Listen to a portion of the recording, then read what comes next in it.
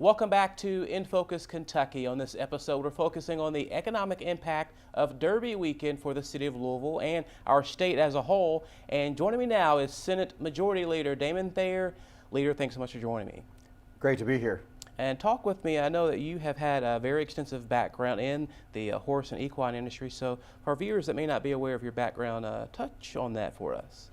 Well, I moved to Kentucky over 25 years ago to work at Turfway Park in northern Kentucky. I grew up in northern Michigan, not exactly a hotbed for horse racing.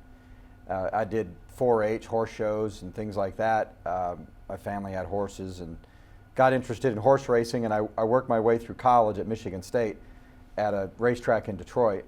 And then after I graduated, I worked at a track in Cleveland, Ohio, and then I was working at the Maryland Jockey Club tracks, including Pimlico Race Course, the home of the Preakness Stakes, when I moved to Kentucky, which was kind of a dream I had had since being a teenager, growing up up north, as we call it, to move to Kentucky and work in the horse business. Along the way, I got a little sidetracked into politics, but had a great career in the horse industry. I worked for 7 or 8 years at Turfway Park, and then here in Lexington, I worked at the Breeders' Cup for 8 years. I've been in the Senate now for 15 years, and I'm still heavily involved in the horse business. I'm a marketing consultant, and I do horse racing and NASCAR as well. I do some work for Kentucky Speedway up in Gallatin County. So still very involved in the business, and am an advocate for it in the legislature for sure. And talk about the horse industry in the Bluegrass State. How is it doing in your opinion? We are on a really good upward trajectory right now. There's no doubt that the recession back around 2008 had a really negative impact on the horse breeding side of the business as well as horse racing. And on the thoroughbred and standardbred side, you really have two distinct sectors that make up the industry. You've got the horse breeding side and you've got the racetrack side. Both are interdependent on each other, but when you look at the commercial breeding and sales side, that is one major sector that you can measure certain metrics. And then at the racetrack side, it's a completely different metric in terms of how to measure success. And both are on good trajectories right now. There was a consolidation on the horse breeding and the farm side after the recession 10 years ago, and we're selling breeding fewer horses and selling fewer horses at the two major sales companies, Fasig-Tipton and Keeneland. But those who were able to adjust their business plans and stay in the business are really doing well. We've seen a number of really good years in a row where the sales, especially at the upper middle and the upper ends of the sales market, are doing really well. For a long time, the supply and demand equation was kind of upside down, and I believe, I'm not an economist, I'm a marketing guy and a politician, but I believe that the supply and demand equation was sort of upside down. We were basically making more horses than there was a demand for, and now we're down to like Secretariat era full crops in terms of the number of horses we're producing every year. About 22,000 foals every year, about half of them born here in Kentucky. We've got the number one market share for sure. And now that there's more equilibrium on the supply and demand side, whereas before we had too much supply, not enough demand, now there's equilibrium. I think those on the sales side of the business have seen a stabilization of their business. On the racetrack side, we've had some consolidation of race dates, and our year-round circuit of 5 thoroughbred tracks is doing really well. For 5 years in a row now, we've seen year-over-year increases in the purses, and that's the amount of money that the horses compete for. And that's working against a national trend where purses have been going down every year. So Kentucky is sort of bucking a national trend on the purse side of things. And talk about those racetracks in our state, several high-profile venues from Keeneland Racetrack, Churchill Downs, Turfway Park, the Red Mile. How does the economic impact affect those individual cities where these racetracks are located?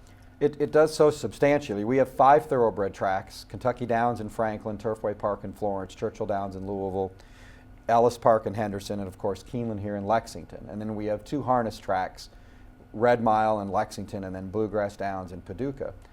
And when those race meets occur, they bring with them the horsemen, the owners and trainers and jockeys who are spending money in those markets during those race meets, but they also bring in racing fans who spend money at restaurants and hotels and gas stations and malls, and they have a tremendous economic impact.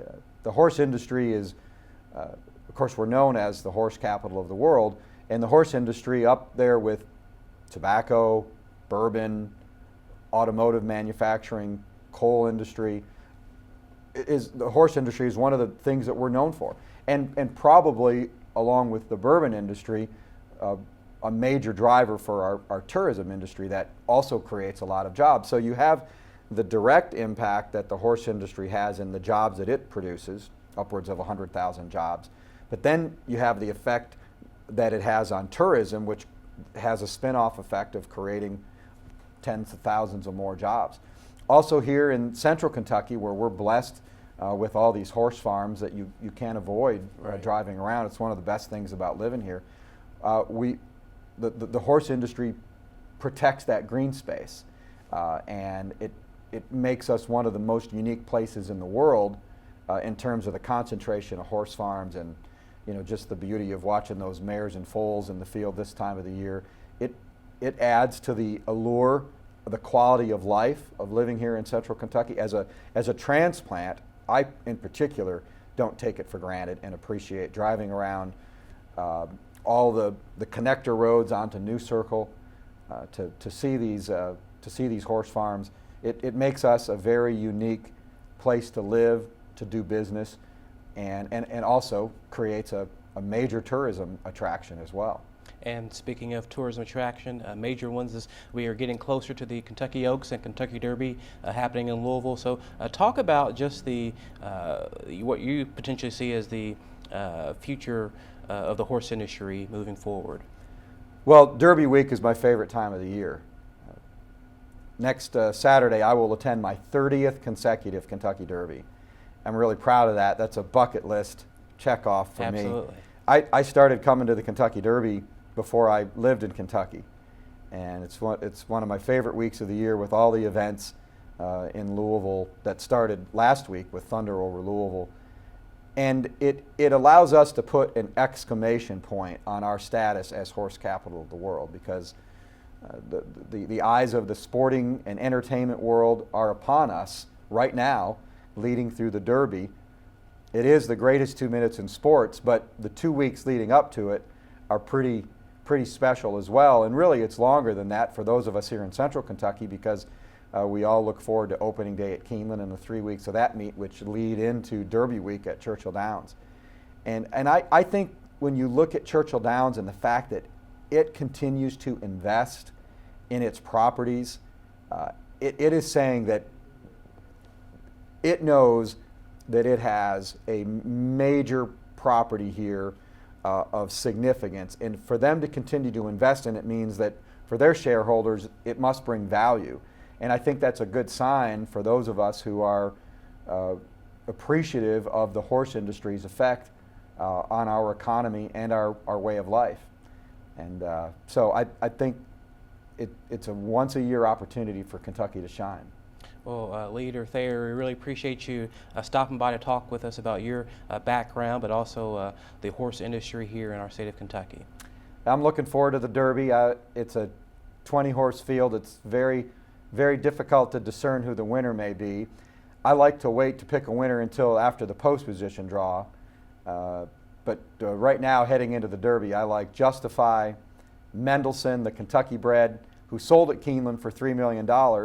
And now is based in Ireland and coming back home to try to win the Derby, and Bolt d'Oro. All 3 are Kentucky breds, and I think there's some really good horses, probably the most competitive Derby we've seen in a long time. So I wish everybody luck in picking a winner. Hey, and good luck to you as well. Thanks. I'll take a little luck on Derby Day. You bet. Thanks for watching In Focus Kentucky. You can watch this or any of our past shows online at SpectrumInFocus.com. And of course, you can always follow me on social media, Facebook and Twitter. Just search at Mario Anderson TV to keep up with updates about this show. Have a great week and have a great Derby week as well.